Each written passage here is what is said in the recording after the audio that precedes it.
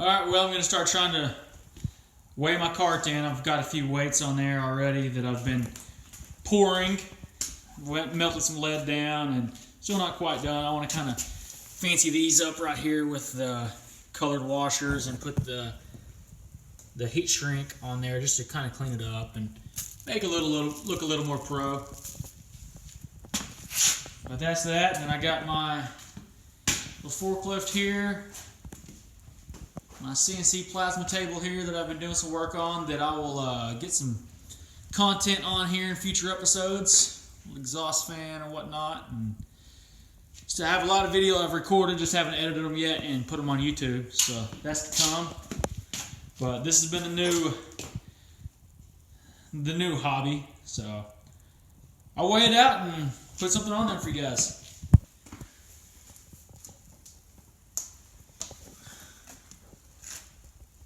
Alright guys, I'm going to weigh the new cart. I put a lot of new weight on it.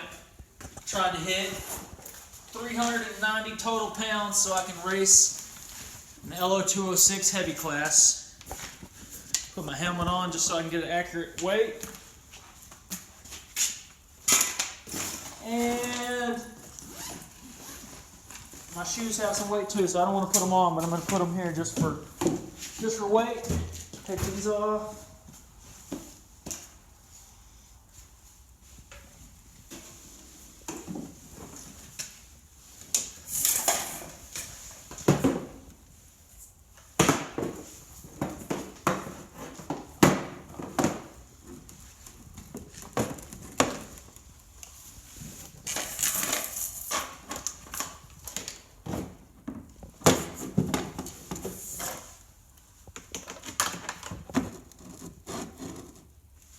Alright, well, I'm going to take a quick reading of all these, add it all up, and see what we're at.